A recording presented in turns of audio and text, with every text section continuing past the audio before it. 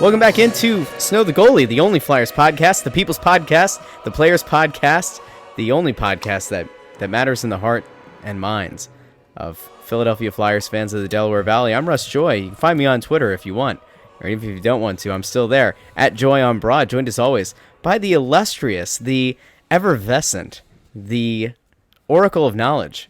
That would be one Anthony SanFilippo, who you can find on Twitter, and I know you want to, at AntSanPhilly. Anthony, how are you? Flyers action. To quote the great Jose in Norristown, we have hockey action, yo. Yeah, by the way, I just liked your malapropism. That really kind of worked there. Yeah? Yeah, you said the heart and minds of Flyers fans, as if they have one heart but multiple minds. Because they do. And it's exactly correct. Thank you. I don't think you meant it. I did. But you hocking a loogie, or is that a giggle? That was a snorting giggle. Although I could be still hocking loogies. I'm still not well. We're 3 weeks into this. Hey, buddy, we're all Flyers fans. None of us are particularly well. Am I right? Am I right? Yeah, exactly. But yeah. Hey, the season started, Russ. I love it. There's nothing quite like this month. There's so many great things going on. They say that it's the ultimate nerd month for sports. Of course, you've got the baseball playoffs winding down. I haven't been able to find the Phillies, oddly enough, but I'm sure they're there somewhere. Football is back. Of course, the sport that we care about, hockey, is back. Basketball is about to start back up. And even your favorite team in the city, the Philadelphia Union, have clinched a playoff berth. So a lot going on in the city, but of course the wait, didn't they play for the championship already? Wasn't that like two weeks ago? They played for the U.S. Open Cup. They lost, but they clinched a playoff spot, and they actually have the most points in their club's history in a single season. So take two. They look poised to go for a home field game. Don't hate on the Union, Anthony. They got us through some tough times in the summer. They did. They lost the championship last week, and now they're playing for the playoffs again. Okay, go ahead. Go on. Hockey time. Here we go. Yep. Okay. Thanks, man. So. Let's talk about the Flyers. So the team goes in, and we got two games that we need to recap prior to. I guess this will go out Tuesday. So prior to tonight's match against the San Jose Sharks, let's lead it off with the positives, and that of course was a 5-2 victory on opening night against the Vegas Golden Knights. A rather dominating performance by the Orange and Black against a team that represented the Western Conference, albeit surprisingly, in last year's Stanley Cup Finals. Yeah, I mean, it was a good game for the Flyers. I didn't like how they played early. Vegas really took it to them in the first period. Flyers ended up ahead because they got a couple fluky goals, but Vegas was really the better team in the first period.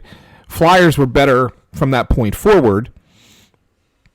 Built a 5-1 lead and then gave up a goal late. But yeah, that was a good effort. I mean, I was really impressed with the game plan against Vegas because Vegas beats you with their speed and their skating ability in general.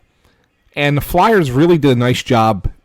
You hear it all the time. It's such a cliche thing in hockey, but they really did do a nice job taking away time and space for the Golden Knights.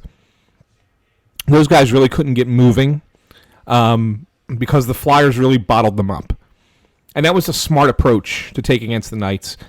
And, with the exception of, I guess, Robert Haig's goal was the only one that was really a clean goal for the Flyers of the 5. The others were,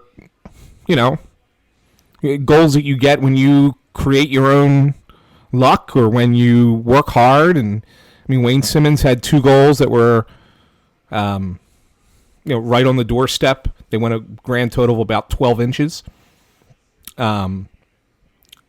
So, yeah, I mean, overall, I thought that they played a pretty solid game. Brian Elliott was really good in the opener. Was even better in the loss in Colorado. And I know you don't want me jumping around too much here, Russ, but I don't care. Jump. Have fun. We'll bring it back around. Go ahead. Yeah, people are going to think I'm nuts. But I think, on the whole, I liked the way the Flyers played against Colorado in the loss better than I did the way they played against Vegas in the win. All right, now pump the brakes for a second. We'll come back to that in a moment. Okay. I want to lead off my so much for me riveting just jumping wherever I want. Well, okay, go.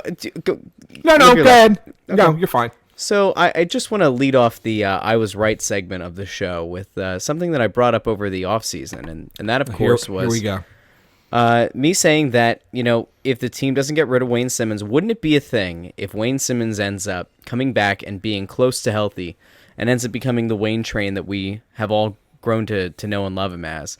And Simmons goes out on the third line, first game of the season, scores 2 goals. Now, of course, neither of these are particularly clean goals. As a matter of fact, they're the kind of goals that you would expect Wayne to have, getting down low in the crease and really fighting to get the puck across the line, and ultimately ends up with 2 goals on the day. And I think more than anything, that was initially that was a pretty encouraging sign.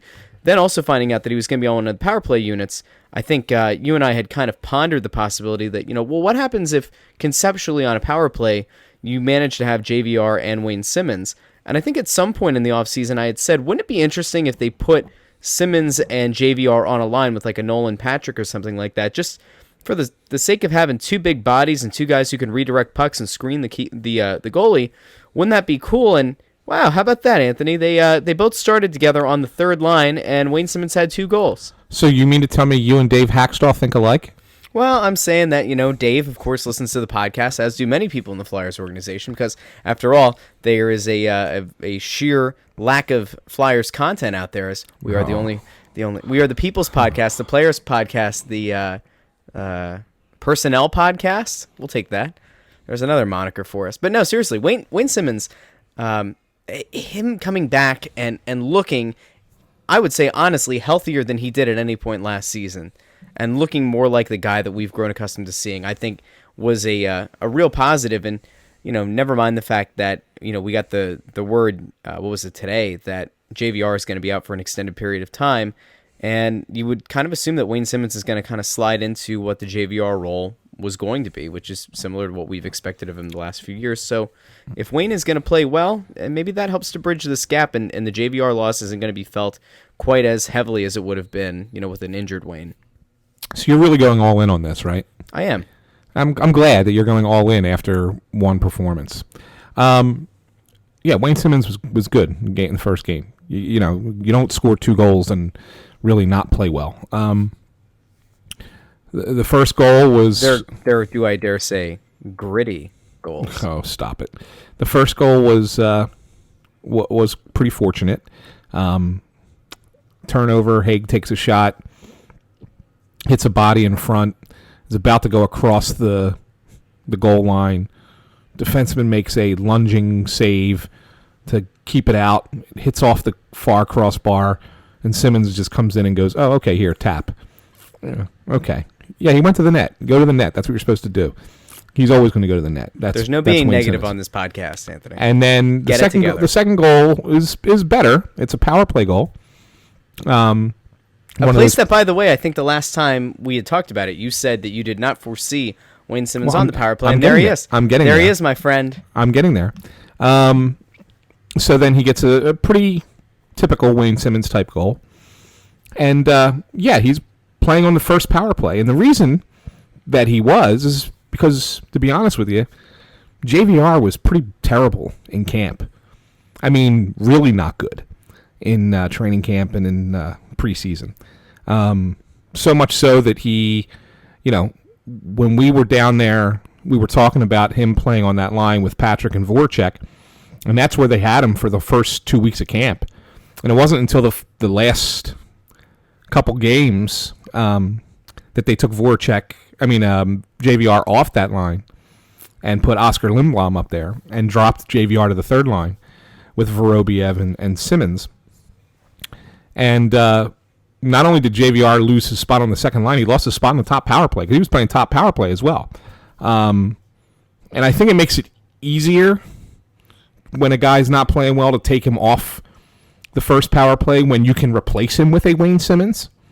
But that said, it's more of Simmons playing there is more of a knock on how JVR was playing than it was, oh, Wayne Simmons is back and deserves to be on this top power play unit again.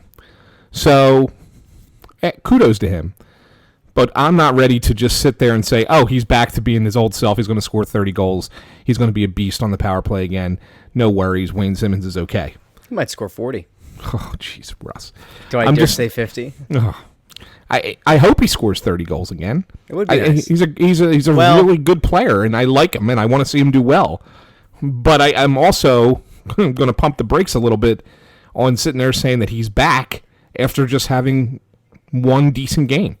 Well, I guess we do kind of have to question whether or not this goes back to a long-held off-season debate that you and I had, and that was, is it good for the Flyers if Wayne Simmons is that high productivity or that highly productive player if he becomes a 25, 30-goal scorer again, if he does rebound in that way? Because, of course, if that is the case, then, the contract negotiation that did not work out, there was no extension reached, that could theoretically loom over the team the entire season. Or, once again, does this team decide to cut bait at the trade deadline and get something of value back for Wayne Simmons if he's in good form? And honestly, I wouldn't blame them, although, we've talked about this numerous times. The locker room would not be the same without him. And I don't think that would be a great way to position yourself for the postseason. But, whatever. That's a long way away. I would like to think that Wayne Simmons is going to be, even 80% of the player that we're used to would be a success. It's just like anything else. Guys in this sport especially play injured. They play through things that they probably shouldn't. And in the case of Wayne Simmons, he really did soldier through last season, but you can definitely see a discernible difference between the Simmons of old and what we saw, against Vegas versus what we saw for pretty much the entirety, or at least the last 2/3 of last season. Yeah, no, he definitely was skating better. I don't want to be the guy who's, sitting here criticizing, because I'm not. I don't think that there's a criticism to be had here. I'm just not ready. I'm just not as gung ho as you are to say, "Oh, he's back, baby. He's going to be the Wayne train again. We're going to be seeing the choo choo Twitter stuff all the time." It's just I'm not ready to do that after just one game. Well, after today's JHI news, we don't have the J train, so we better get the Wayne train. There's only enough space in this town for one train, and it will be the Wayne train. Yeah. So, well, how about the fact that Robert Haig was a guy who, some parts of the Flyers Twitterverse, he was kind of much maligned in certain segments of the fan base last year, and even going into this season, it didn't seem like the expectations were all that high for Haig. He manages to put a puck in the net. He ends up with 2 points in the first game. That's not a terrible showing for him. And like you said, it was maybe the only clean goal of the night, right? So not so bad. Oscar Lindblom manages to continue what I would say is a maybe a little bit more extended than we expected version of him getting acclimated to the speed of the game. He certainly has looked more comfortable. I think even in camp when we were down in Voorhees, Lindblom's been looking better. And he's been looking like a guy who, belongs at this level. So I thought those were two encouraging signs. And, of course, my boy, guy I believe in, Scott Lawton, scores a goal in that game as well. So, I don't know.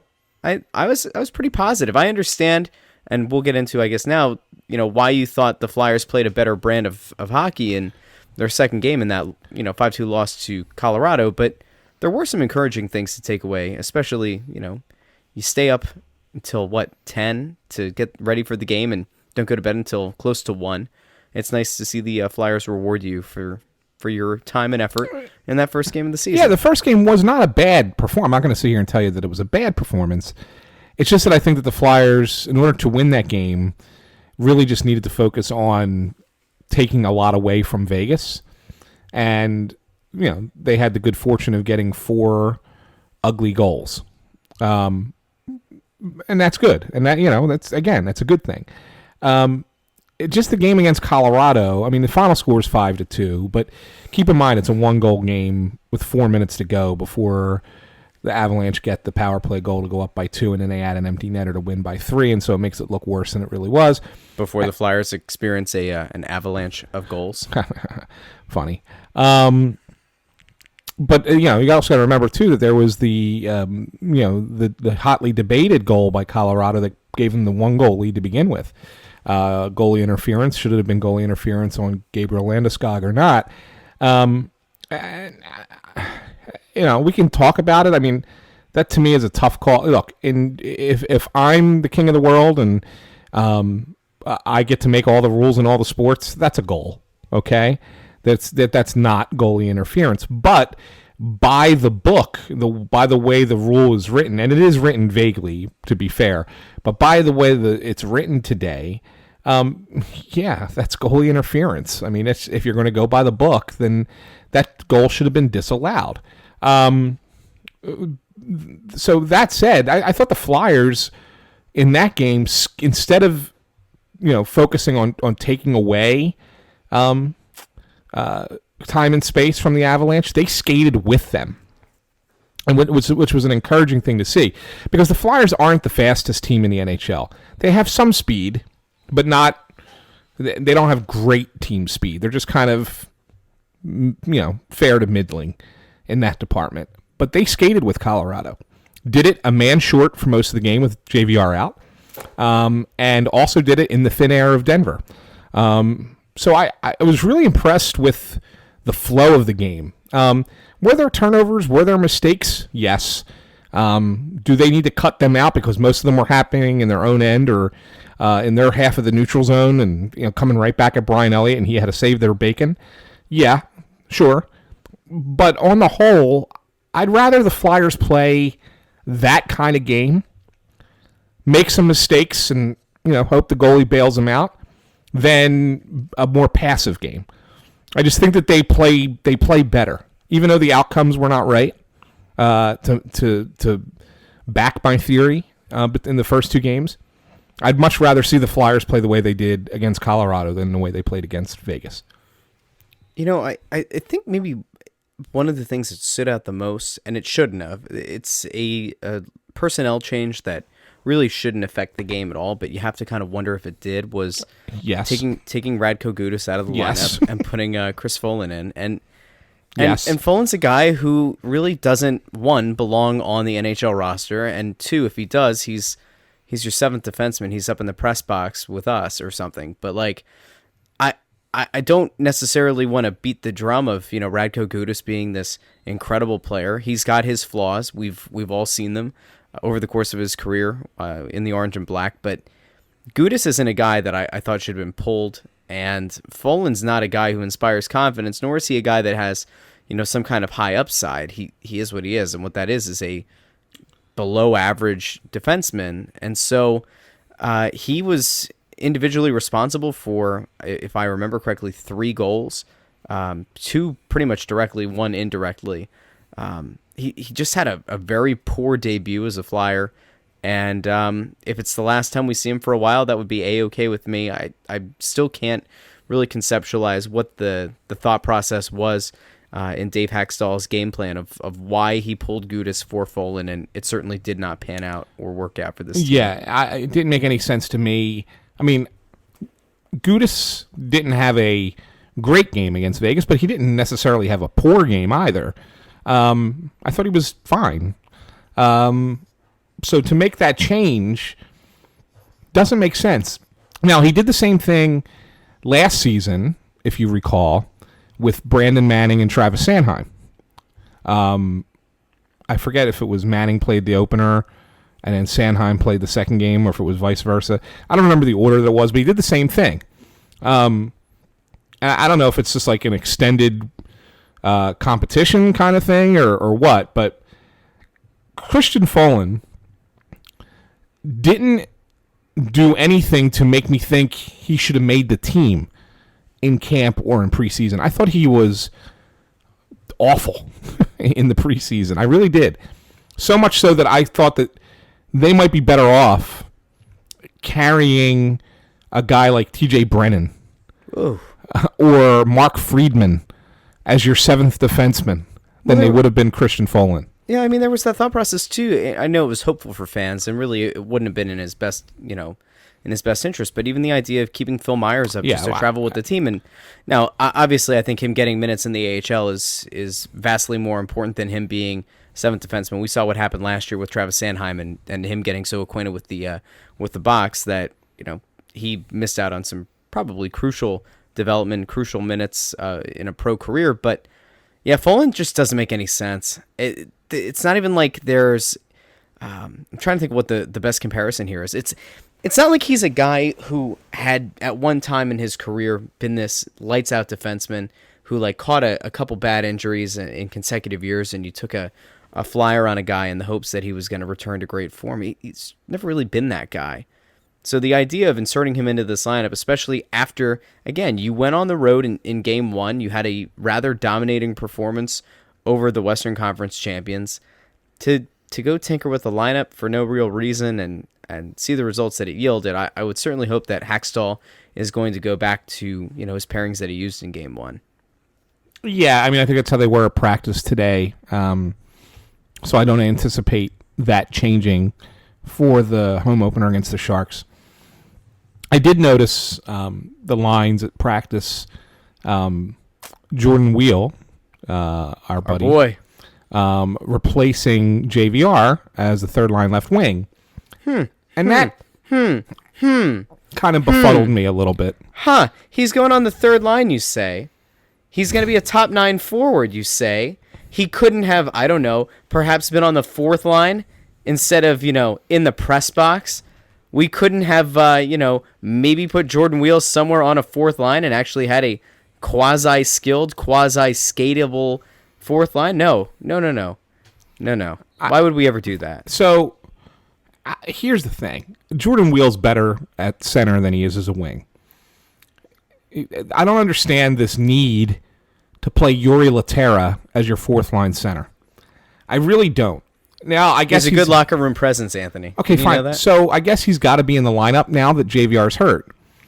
So why not keep Wheel at center, move Laterra to the wing? And if you say, well, we don't want Laterra playing the third line minutes, I get it. But you could put Michael Raffel or Scott Lawton on that line and not embarrass yourself and have Wheel centering Laterra and the other of those two guys. Keep Wheel in the middle of the ice where he's more creative, where he can skate more, use his legs more. Because I'll tell you what, his first two games, I thought Lawton and Raffel were really good. And I barely remember even seeing Yuri Laterra on the ice. So yeah, like, to me, I don't understand sometimes what they're thinking.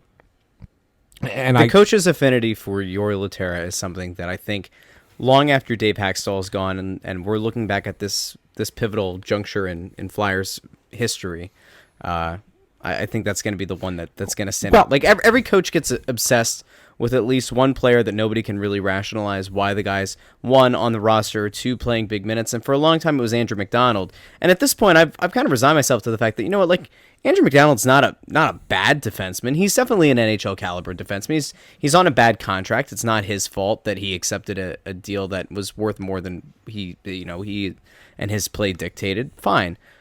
But, like, at this point, when you look at just sheer production, Yuri Laterra is not, like, he might be a bottom 10 forward in the entire league, right? Yes. And the concept of him moving out to wing just for the sake of, like, keeping him in the lineup, oh, my God. Like, what does Yuri Laterra on the wing even look like?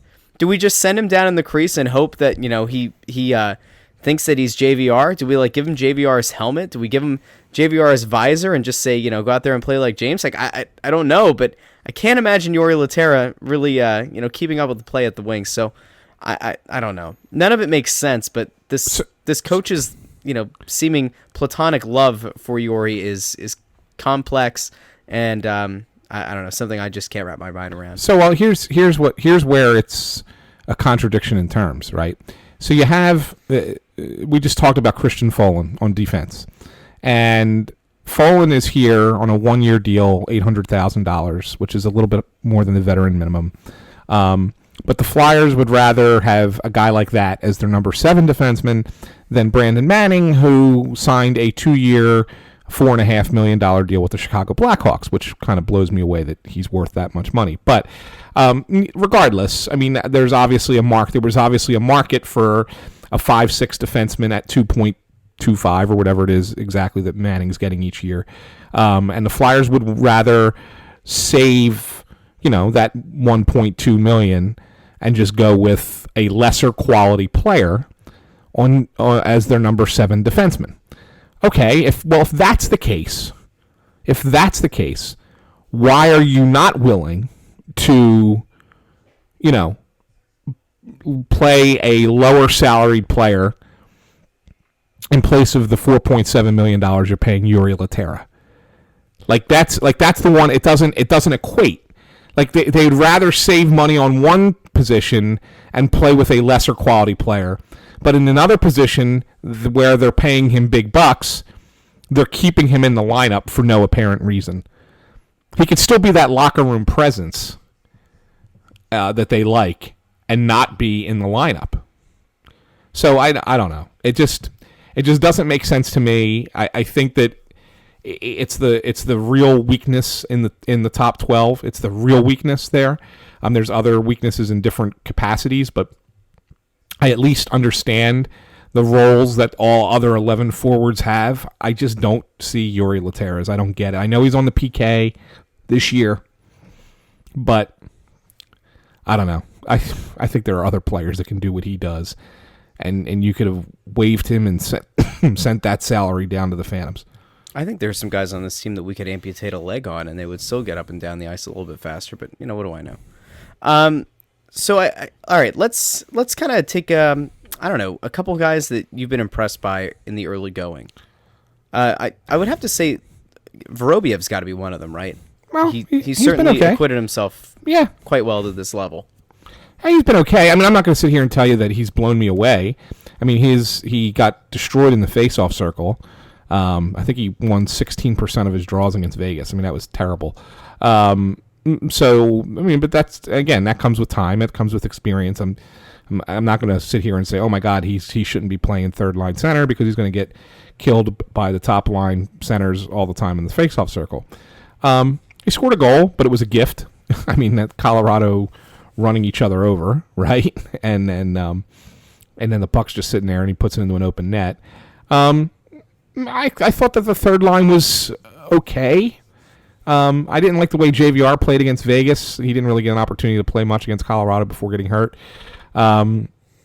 which we still have to talk about that injury. But I think Vorobyev's been fine. I mean, he's not going to set the world on fire, but he's also pretty responsible. I do like the way he plays in his own end. I do think he's a responsible forward, and that's something that if you're looking for something to impress you about a young player.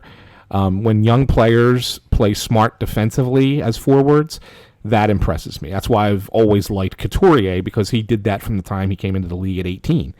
And Vorobyev's a little bit older, but he has that same mentality. He's obviously not as good a player as Couturier, but has that same mentality. And so that impresses me about him so far. Let's take a look at Brian Elliott, who I think this is kind of the difference between the people who watch the games and the people who merely look at the box score at the end of the game, right? Yeah. Brian Elliott through I keep saying matches. My mind is fully in soccer mode. Through 2 games so far, Brian Elliott's stats aren't the greatest, but he's had a much better showing than the numbers might indicate. Obviously, his goals against average at this point is. Well, his save percentage is just under 90%. It's 89.8%. He's faced 59 shots, 53 saves on those. Not fantastic numbers, certainly not elite numbers. These aren't going to win you many games, but he's been under fire constantly. And it's not like the Flyers' defense has been handing the opposing team a knife. They've really handed them a Gatling gun in the first 2 games, and Elliott has done pretty much anything and everything he can. The one that comes to mind is, was it Eric Johnson had 3 shots on goal in rapid succession, and Elliott stoned all 3. He looks like a man possessed right now, and he's exactly what they need. Yeah, he's been fantastic. I mean, I tweeted He's the out, goalie they need, not the goalie they deserve. Yeah, I tweeted out jokingly during the second period of the Colorado game that through 5 periods, Brian Elliott was the Flyers MVP this year. But he has been. I mean, he kept them in the game early against Vegas when Vegas was dominating in the first period. Kept them only at 1-0. It could have been 2-3-0, and then maybe the Flyers don't ever come back. And he was really, really good against Colorado. I mean, really good. Nathan McKinnon, one of the best pure scorers in hockey, had 6 shots on him, many of them from high percentage scoring areas. And Elliott stopped all 6. I mean, McKinnon scored an empty netter on his 7th shot, but the first 6 were stoned by Elliott. You mentioned the 3 saves on Eric Johnson. There was a 2-on-none, and he made a shoulder pad save. The Flyers weren't out of the game until 4 minutes to go in the contest, and it was all because Brian Elliott kept them there. Now, can he play this way over the course of an entire season? Well, that remains to be seen. I mean, Elliott has always kind of played the same. If you look at his career arc, his goals against and his save percentage are pretty on par season after season with each other. So, I mean, he's that. I think ultimately that's the goalie he's going to be. But when they have bad games defensively, or they turn the puck over, or whatever the case might be, and you need your goalie to make a big save, it would be nice if Brian Elliott could play to the level that he played in these first 2 games with a lot of consistency. Because I think if Brian Elliott can play his level of hockey, his typical level of hockey, and maybe just ramp it up just a hair, maybe make that save that you don't expect a goalie to make, or the Big Ten bell one that kind of changes the momentum of a game here and there. I think that could be the difference between this team, fighting for a playoff spot on the final 2 or 3 games and actually having the breathing room that they need going into the last couple of weeks of the season, knowing they already have a playoff spot pretty much locked up. I'm just kind of waiting for the segment of Flyers fans who are casual, who, again, don't watch the games or didn't stay up for these 2. No offense to those people. I mean, it is late. But the group who was going to sit back now and say, well, why couldn't Carter Hart have been up here? And why is Carter Hart not getting the start? That kind of leads us down the weird rabbit hole that existed of goalies and the goalie situations, including Stoley the goalie, including Pickard getting picked up, and we'd already covered that Carter Hart had been sent down, but the Flyers were juggling players, and even was last Sunday, Hextall hadn't yet announced who the final cut was going to be, and turns out they ended up sending 2 guys down to try to, I guess, give themselves some roster flexibility. Led to a weird kind of turn of a series of events. Stolarz ends up going down, and now Pickard is officially on the roster. Do you have much of a feeling either way of how he's going to perform for this team? Is he any better than a Michael Neuwirth, who obviously can't stay healthy? But what do we expect here? Well, first of all, I don't understand why they needed a 6th goalie other than the fact that they had injuries, and unless Neuwirth's injury is long term, and it didn't seem like it was going to be the way Hextall was talking initially, but we haven't really gotten a legit update on him since. Having a 6th goalie that's NHL caliber really didn't make sense, because are you really that opposed to giving Anthony Stolarz, a couple of games between now and when Alex Lyon's going to be healthy again, or Neuwirth can come back? I mean, I don't know. I don't know if it was necessary, but they do it anyway. So now there's 6 goalies in the organization.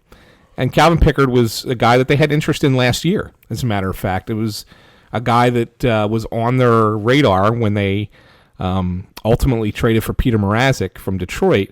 The great Peter Mrazek. Well, Pickard was having a really nice season for the Toronto Marlies, who went on to win the Calder Cup last year, and was their goalie there. Had a nice season. And he's got some NHL experience. He was a second-round draft pick, was considered a top goalie prospect with the Avalanche. Never really panned out at the NHL level, and ultimately is probably just an NHL backup. I think he'll be fine in that role for however long he's in it. But I'm just not sure where the Flyers are going with this goalie situation. Because let's just say 3 weeks from now, there's no more goalie injuries, and everybody's healthy. Well, what the hell are they going to do with 6 goalies? You can't carry 4 on the AHL roster. I mean, I guess you could carry 3 down there, but you really don't want 3 at the NHL roster. So who knows what they're doing? I don't know. I'm really kind of perplexed by the whole thing. That said, I think Pickard's going to get to play against Ottawa Wednesday in Ottawa. Flyers have back-to-backs. Elliott will certainly play the home opener against the Sharks. And then they play Wednesday in Ottawa before coming back home to play Vegas again on Saturday. And I think you're going to see Elliott play that game as well. So it just seems to make sense that if you're going to give Elliott a night off, it's going to be against Ottawa, who's probably the worst team in hockey. And not only that, it's the second night of a back-to-back. So it just seems to make the most sense that that's when Pickard makes his Flyers debut. Do we have anything, any kind of insight about what the JVR injury is going to be? What the expectations are? The team announced that it looks like it's going to be a 6 or so week injury. Yeah, so they said 5 to 6 weeks, lower body, but we all saw what happened, right? He got hit in the knee with a puck. So we know it's a knee injury. I have a hard time coming up with a knee injury the result of a clearing attempt into the knee. Like, I know pucks are frozen rubber, and even a clearing attempt can hurt. I get it. But I was certainly wrong in my initial assessment. Like, he came out and tried to skate on it and stuff like that. Like, I thought, okay, if this is an injury, it's probably not anything that's going to be considered long term. Turns out that the Flyers are saying it's 5 to 6 weeks. I think they might be selling us a little bit of a bill of goods there, and I can't say this with 100% certainty until I get down to that arena and maybe talk to somebody at the home opener and get a real sense for it. But the way the way injuries have been taken care of and handled since Hextall has been the GM has been a little all over the place. And there have been a number of occasions where the Flyers gave out an initial prognosis, and then the player came back faster. I wouldn't be surprised if this is more of a 4-week injury, 3 to 4 week injury than a 5 to 6 week injury. We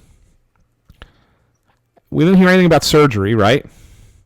Yeah. They would have said something if he was having some kind of surgery. Yeah, I don't know. Maybe there's like a microfracture. Maybe that's why they're saying 5 to 6 weeks. I mean, that's the only thing I can think of, is that when you get hit with a puck, I mean, it's an impact injury. So maybe there's like a little microfracture in there somewhere, and maybe that's what they say keeps him out longer. But again, I've seen the Flyers go, give us a little bit longer prognosis, and guys come back sooner. So I really wouldn't be surprised if he's back early November and not mid to late November, as the calendar would indicate. All right. I think that maybe that'll kind of settle people down a little bit.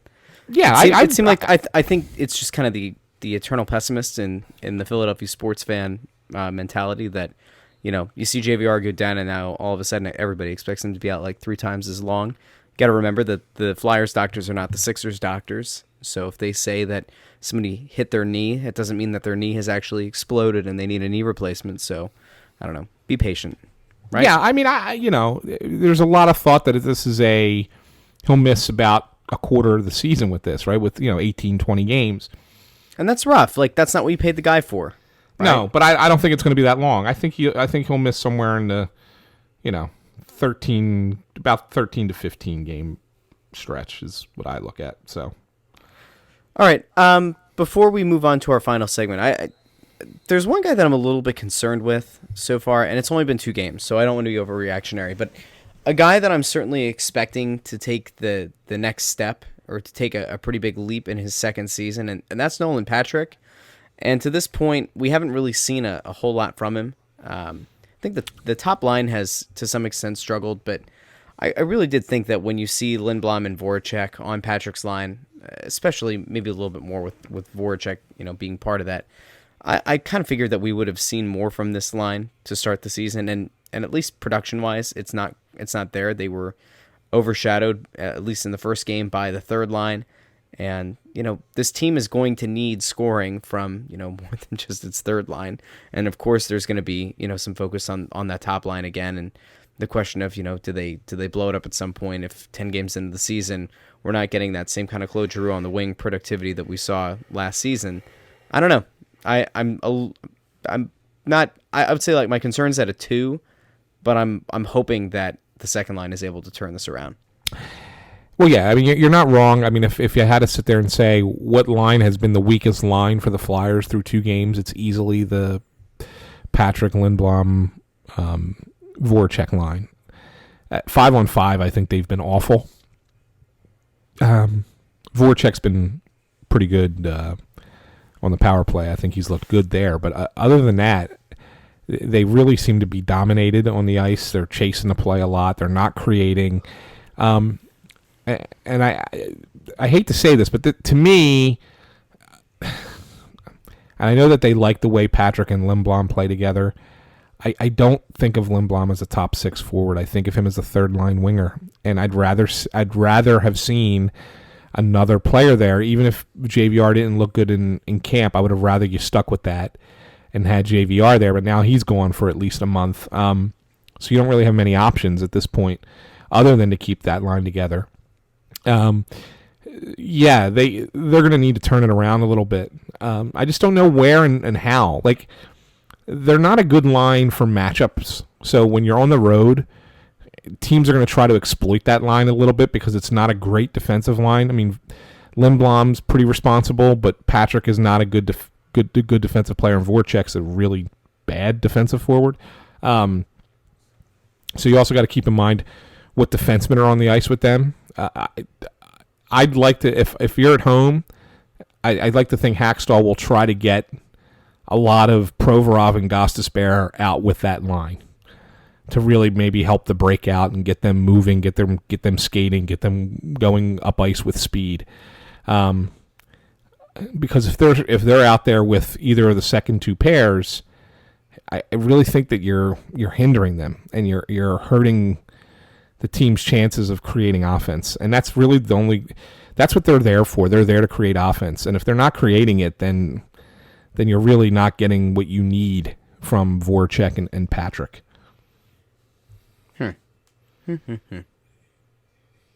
So all right. Well, I'll take it. Hey, we got a Twitter question, by the way. I love Twitter questions. Hit me with it. Yeah. So at Philly Sports Fan asks, how long does Hexie go before he adds a top 4 defenseman? Realizing, of course, they are rarely made available. The current group of bottom 4 D-men aren't going to cut it unless Sanheim or Haig make major leaps in a hurry. Well, I'd like to hear your take before I respond. Well, oddly enough, tonight's matchup against the San Jose Sharks will feature easily a top 4 defenseman that was easily attainable from the Ottawa Senators, and that, of course, is Erik Karlsson. Boy, would he have looked better. Boy, would it have been better to have Erik Karlsson on this West Coast swing rather than seeing Christian Folin.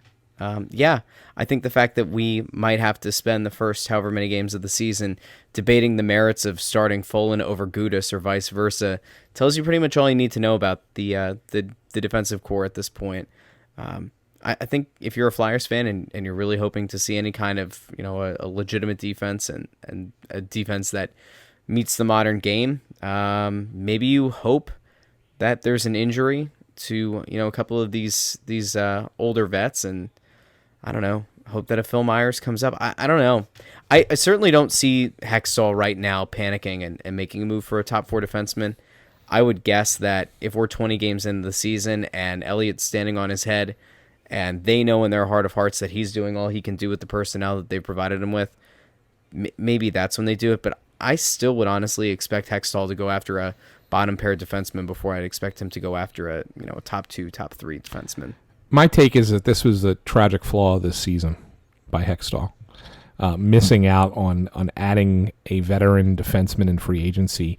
Not that there were a ton out there, and I know when we interviewed him over the summer, one of the things that he wanted to kind of stress was the cost certainty, that you want to make sure that if you're signing a player that you're not signing him too long and at too big of a contract, knowing that you have somebody ready to come up from the minors. And I get that approach. I understand it, but in some instances, I also think depth is a good problem to have. And if it gets to a point where a kid is ready, you bring the kid up and you make a move to get rid of somebody in front of him, right? And there were a couple of names that moved at the free agency, start of free agency July 1st, that weren't Erik Karlsson, that would have been decent consolation prizes if you weren't going to be part of that Karlsson bonanza. I thought Ian Cole would have been a nice add here. He's a guy who ended up in Colorado. I thought that he would have fit nicely. Trying to see what I'm going to take a quick look and see what exactly he signed for with the Avs. I can't imagine that it was a large sum of money. Ian Cole, $4.25. So, I mean, I guess that they didn't want to spend that. He got 3 years. Maybe they would have only wanted to go 2 years. I don't know. He's a guy that I would have certainly liked to see the Flyers try and get. The other one was Calvin DeHaan. You brought him up a few times. Yeah, I know they were interested in him. He ended up signing with Carolina, and he got a 4-year deal, 4.5 per year. So I think that was probably the length of that contract is probably what ended up hurting the Flyers' ability to get him. I bet you that they would have, if he was willing to go 2, they would have gotten him at that figure, maybe even a little bit higher, because the Flyers had the space to do it. But again, I'm willing to make that commitment for an extra year or two, knowing it will help the team this year. And then if I have to worry about getting rid of a contract a year from now or 2 years from now, then I worry about that then. Because I think ultimately this Flyers team is not going to achieve what it could achieve this season because of its lack of defensive depth. And it's not really a knock on what you have, but I mean, geez, if you're willing to platoon Radko Gudas with Christian Folin, then why not spend the extra money and get a guy that you can keep in that lineup night in and night out? And that's what I don't understand, and I think that's where Hextall made the mistake. And so to answer Philly Sport fans question, there you go, Tom Lister. Yeah, I know, right? How long does Hexy go before he adds a top 4 D-man? I think it depends on where they're at come the trade deadline. I mean, if they're in a spot where they think they can make a good run, then I think he might make that move. Trade from the minor league system, which is, arguably the number 1 or number 2 system in hockey, and get a guy who maybe is a unrestricted free agent or only has another year left on his deal, and bring him in. But if they're toward the bottom again of the playoff thing, fighting for their lives, I don't see it. I don't see him spending it. I think he sticks with what he has, and it's all part of the plan, all part of the rebuild. And I know people don't want to hear that. I know that they want to see this team be a competitor now. And I think that there's a possibility that they can be a little bit more competitive than they were last year. I just worry that they don't have enough on defense or in goal, for that matter. And that's not a knock on Elliott, but like if you had an all-star caliber goalie, playing behind a mediocre defense, it wouldn't bother you as much, right? But if you have an okay goalie behind a mediocre defense, then it scares you a little bit more. Yeah. And so I think that in itself is the difference, and I think that was the big mistake that Hextall missed this summer. He should have added a defenseman and didn't. There was a response to a Philly sports fans tweet by Mike Aceto, and I wanted to touch on it quick because I do think it speaks, on behalf of a pretty considerable size of the fan base. Dave Hextall will not let Sanheim even attempt to make that leap. I wouldn't trade anything. Just let the damn young players get some experience to take on those roles instead of constantly kicking the can down the road. So sick of Hack.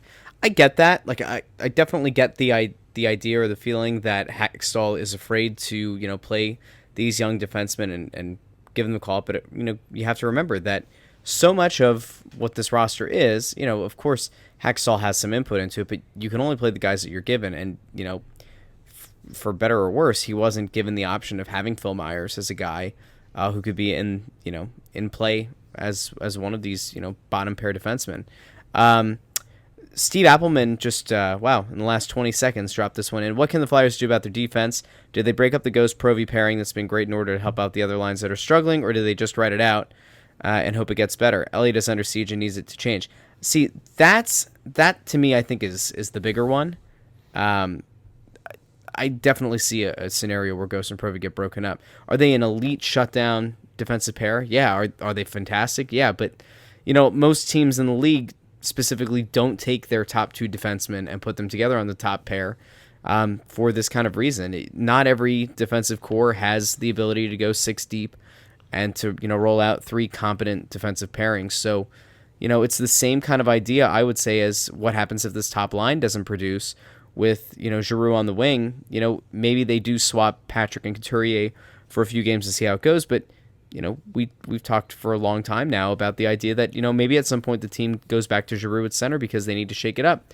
I wouldn't be surprised for a few games. Again, if we're like 10 games in, Elliott's under siege, and no tinkering they've done with the bottom pair does anything, yeah, it stands to reason that they might decide to break up Provy and Ghost. I wouldn't like it, but I would understand it. Yeah, I'm going to go back to Mike Aceto for a second. I'm going to say something here that's going to frustrate a lot of people. Don't you dare. I have not seen what a lot of people see in Travis Sanheim. And I don't think it's him being limited. I mean, yeah, I know he's got really nice offensive skill, and I'd maybe like to see him on the second power play, like he played a little bit towards the end of the season last year.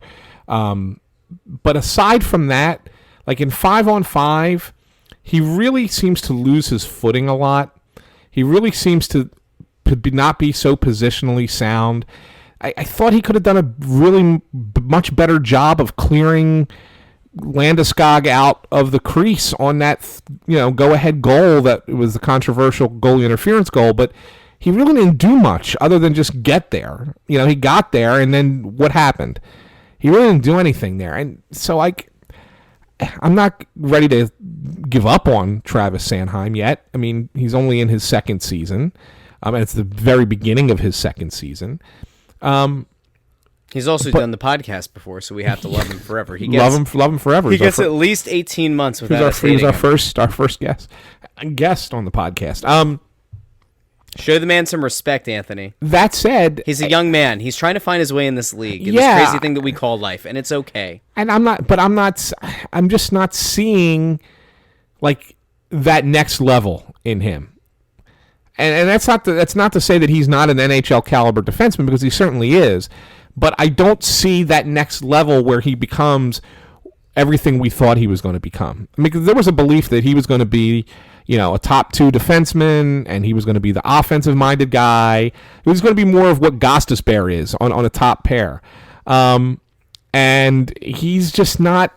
I just don't see. I mean, he's got time. He's young and whatever. I get all that.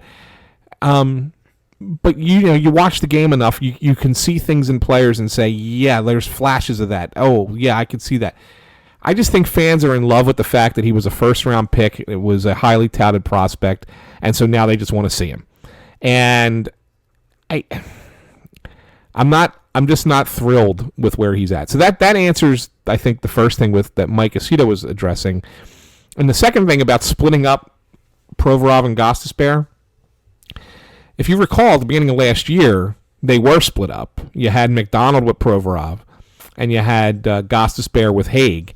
And Gostisbehere and Haig played really well together for a period of time. And then they put Gostisbehere on the top unit. Of course, everybody loves those two together. That said, I didn't think Gostisbehere had a great defensive season last season. So it's always nice to put his offensive ability with a guy like Provorov who's so reliable. But Gostisbehere, through 2 games, I thought has played really well defensively. I mean, really well. It's almost like he took another step and took that stride, which is a huge positive.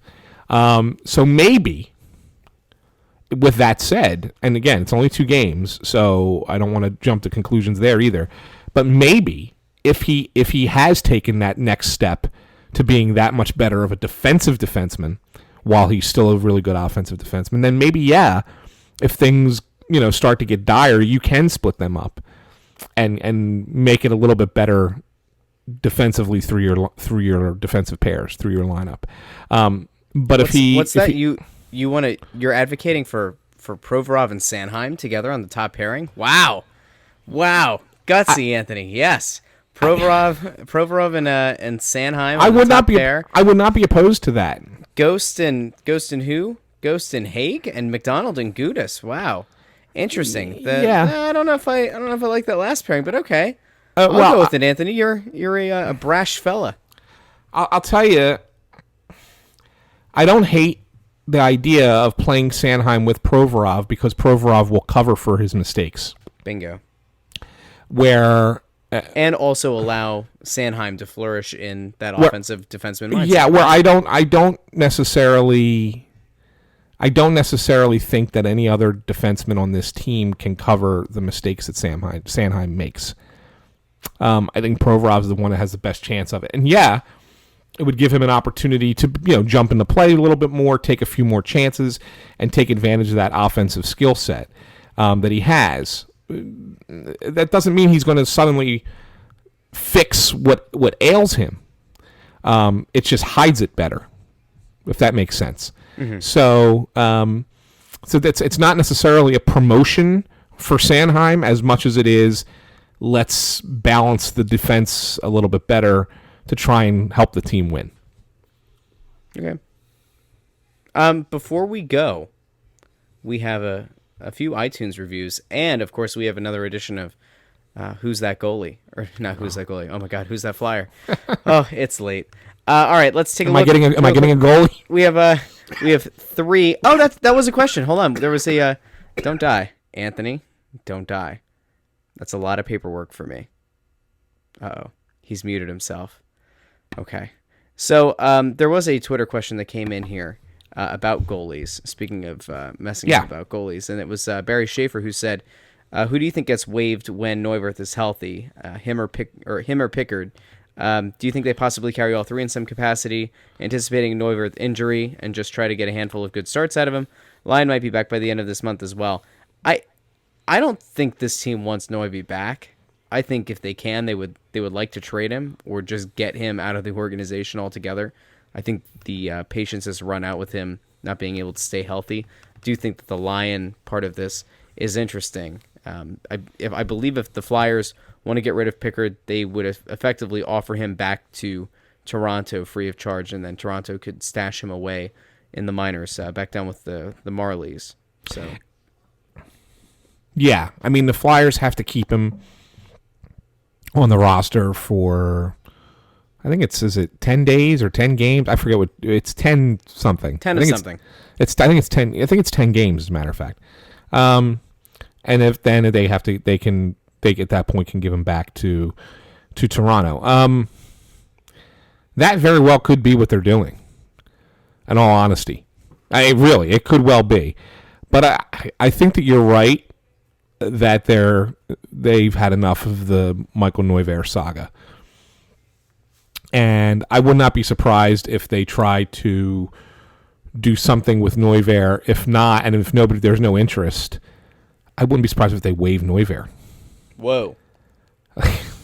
I know that sounds crazy, right? But at this point, if you're going to go out and get a guy like Calvin Pickard who can play as a backup goalie in the NHL, and it's pretty good. Yeah.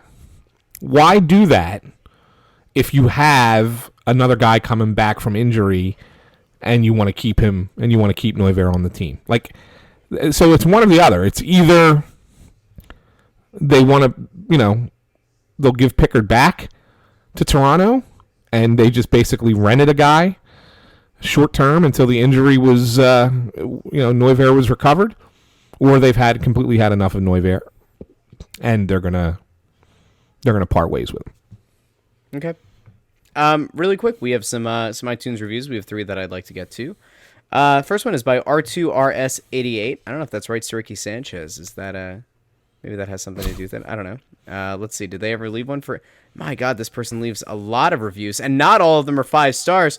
So I feel pretty darn good about the fact, Anthony, that this person gave us a 5-star review. Real solid hockey talk, the best podcast for Flyers talk. Anthony is plugged into the organization, has opinions based on his experience and time covering the Flyers. He also comes off as a type, if you don't agree, that's fine. A must listen for Flyers fans. Looking forward to seeing how they cover the regular season. Well, thank you, RTRS88. We also have one here from Sam M. Must listen podcast if you're a Flyer at heart. Anthony and Russ are top-notch professionals. Woo. Ha! Ha! Ha! They don't know you at all. Oh, thanks, man. Yet they provide an upbeat, fun, and exciting podcast. Not only do they have insider access that other podcasts lack, they have a knowledge of hockey that is superior to anyone else I have read or listened to regarding this hockey team. Wow. They get to what the fans want to know without any useless screaming or nonsense that BSH radio continues to dish out. I started listening to Snow the Goalie a couple months ago, and I have been hooked ever since. Anthony and Russ show a lot of appreciation to the game, the fans, and the organization, while adding their fact-supported opinions that really help you gain a better understanding of what's actually going on with this team. The interviews are so fun. It's really heartwarming to hear the personalities on this team and gain a better perspective of the guys that we root for, and that they're just like us. And it gives us just another sense of community that Philadelphia has. I'm proud to be a Flyers fan, and it makes my day being able to listen to other Flyers fans talk about hockey. Thank you, Anthony and Russ. That's a nice review. That's a long darn one. It.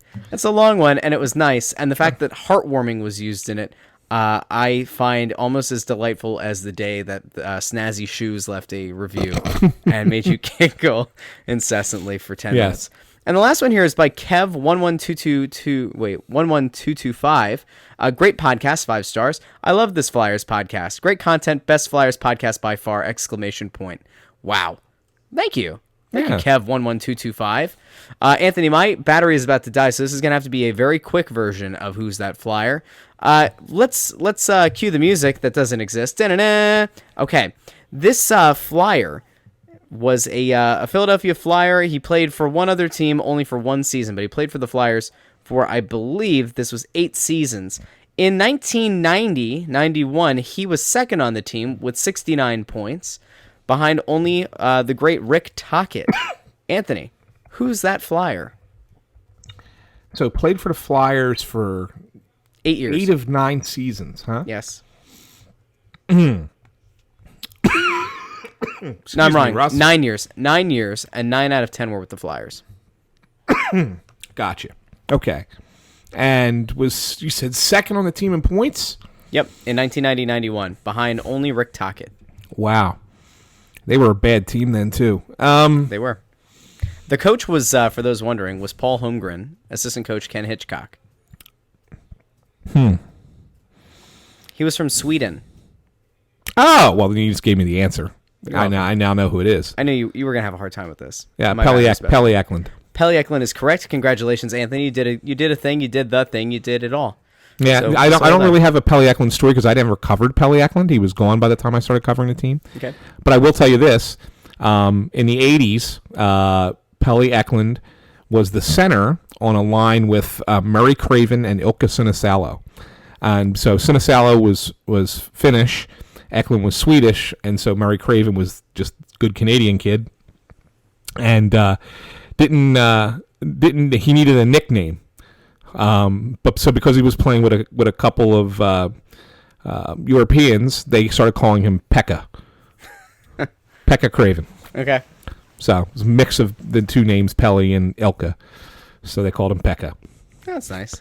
There you go. If you take an L out, you get Pele. Pele, who, of course, is arguably the greatest soccer player of all time. And we've gone full circle. Don't forget to go check out the other shows on the Crossing Broad Podcast Network, including Crossing Broadcast.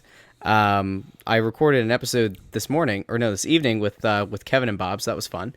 Go check out Crossed Up. When am I getting invited to that? Pretty soon. Keep an eye out on your in your DMs. Don't forget to go check out Crossed Up, a Phillies podcast with Anthony and Bob, who I believe they're going into a slight hibernation here as the baseball season has concluded with not really. We're gonna fight in Phils, but they'll be back next week. Stuff. Oh boy, I'm getting the super alert on my computer that it's gonna die. I better stop. Crossed Up is a great podcast, of course, Crossing Broad FC, and It's Always Soccer in Philadelphia with Kevin Kincaid and Dave Zeitlin, and of course, Crossing Broad FC is me and Phil Keidel, Keidl, not hard to spell, Phil Keidel. Anthony and I will be down at Wells Fargo Center for the game on Tuesday night. If you're down there and you want to meet up and say hey, just let us know. Reach out to us on Twitter. Anthony is at AntSanPhilly. I'm Russ at Joy on Broad. Thanks again, as always, for listening to the only Flyers podcast, the People's Podcast, the Players Podcast, and of course that is Snow the Goalie. For Anthony, I'm Russ. We'll talk to you again very soon.